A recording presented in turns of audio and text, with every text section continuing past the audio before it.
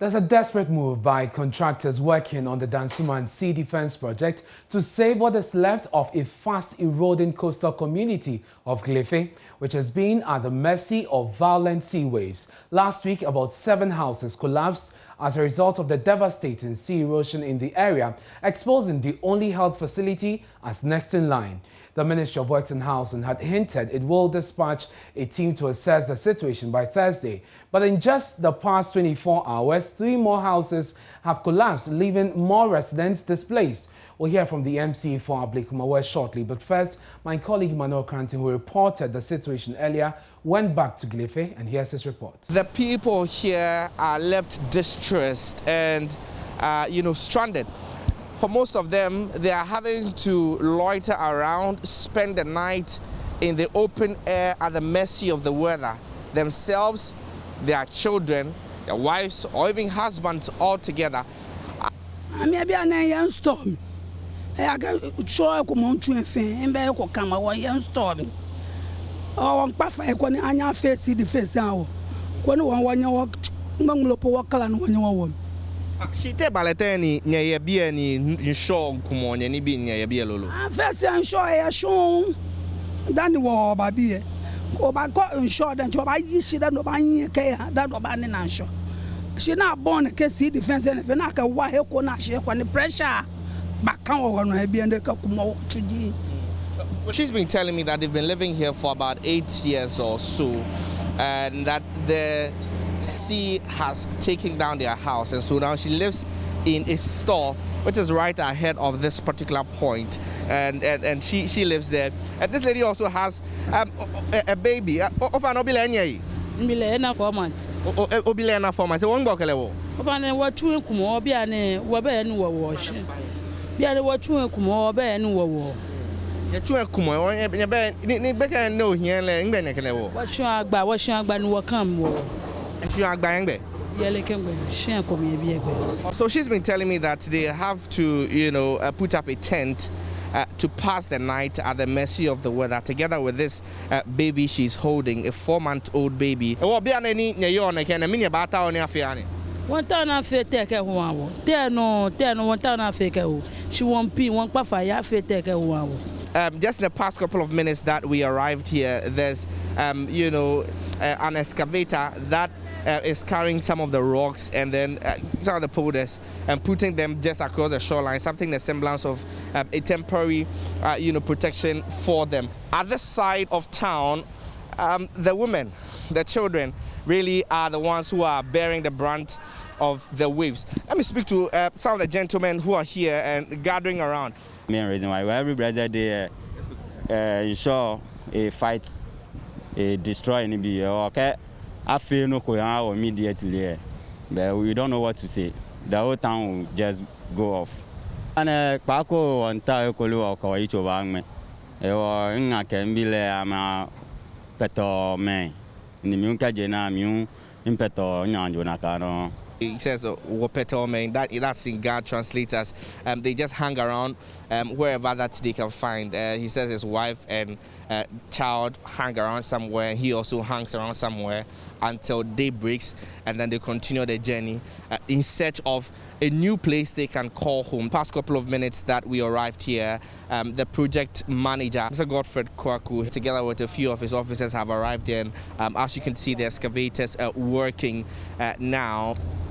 You see, normally sea waves are extremely high in August and September. And then with the global warming, the waves are even higher. We could see in other European countries how the sea is causing havoc.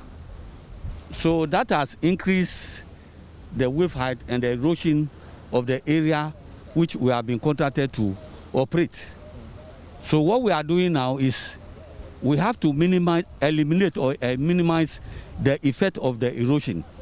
So if you could see, I've arranged some boulders, big boulders, parallel to the beach. That is to minimize the erosion while we are doing the construction. Maybe after Friday we should be able to cover them up. I was just asking a direct question that the expectation is that by the end of this week, you mentioned Friday, yes. By the end of this week, this place will be protected. Yes, it will be, I cannot say fully protected, but minimize it. Because if you say fully protected, then means that nothing can happen. But I'm trying to minimize the effect on the waves. I can't give assurance that fully when I do this, it's even possible that the waves can be even higher than what I'm doing. Well, the MCA for Blakema West, George Cyril Bray, joins us live with more on this. Thank you very much, sir. We know that the residents there presented a petition to your office a couple of months back. How is it that we had to wait for the situation to degenerate to this extent? Well, good evening and good evening to your viewers.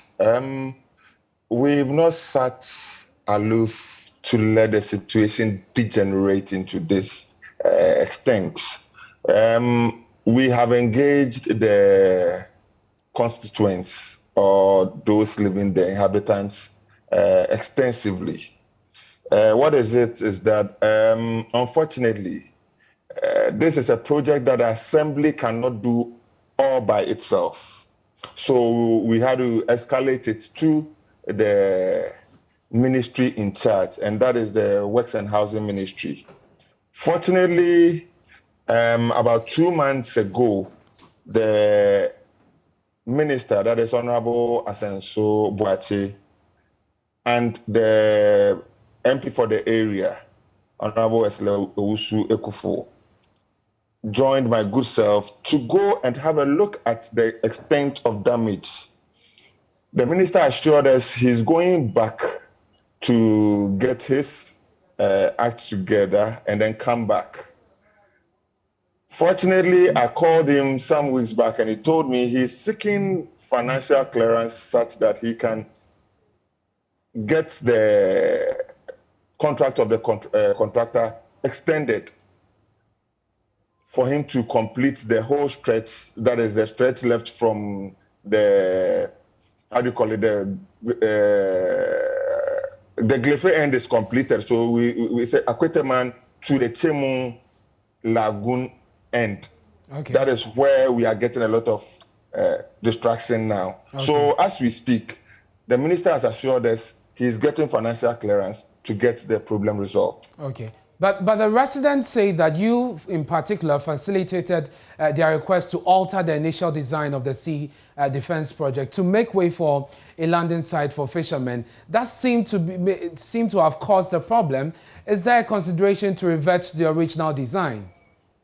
Okay, so it is not about the redesign that is the problem as we speak. It is about the extension of the contract. Because as we speak, the contractor virtually has almost ended what he is supposed to be doing. Where the landing beaches, you know, there is an area where we have a lot of fishermen. It's a fishing community. So when the contractor was in the middle of the project, the fisher folks or the fishermen came to see me that, okay, look, if we are going to have the wall running through to the Chemu end of the stretch, then it means they can't go fishing. And this is the source of livelihood for people in that area. So I engaged the contractor. And then the contractor said, okay, then when the contract is extended, what we can do is we create a groin, which invariably would still stop the tidal waves from coming way up to destroy the properties up there. Okay. And then equally, we can have somehow a creation of a landing area for their canoes as well. So in the long run, we were looking at killing two birds with a stone. Okay. Said that the fishermen would have their landing sites, and equally we would have the distraction kept. So it is not like the creation of the wall and the groin is what has stalled the project. Very well. It is because it is virtually ended and it has to be extended. When my colleague Manuel Cranton went back to the area, and we saw in the report, he spoke to the contractor on site. He said latest by Friday something is going to be up. He fell short of giving us the details of what is being done in the immediate term. Can you help us on that? So what he is trying to do now is to put a few boulders along the shore such that it will stem the tide when it's getting up. So the distraction would ease a bit. Okay. So it's not the main project that he's doing, but he's putting in, if I can put it this way, he's putting a mitigating strategy such that in the long run, the distraction will be stemmed a bit whilst we wait on the minister to come in with an intervention that is going to help us construct the rest of the sea defense. And what can you tell us about that major project to deal with this holistically in the long term? What have you been hearing from the Works and Housing Minister? The permanent solution. Well, I said earlier, he's assured us that he's getting financial clearance so that we would be able to continue with the project. Okay. But then let me be quick in saying that I for want of a right word, I'll say I empathize with the inhabitants of the area. When you go there yourself, you would know that indeed, or you'd appreciate that indeed, the distraction is quite. I don't even know the right word to use. Obviously, this is very devastating, Mr. Braid, but are you considering evacuating the people beyond the temporary works that you're doing, evacuating them, a permanent evacuation, so that you can at least deal with the human effect of these erosions, this devastation, and then have the space to deal with this permanently?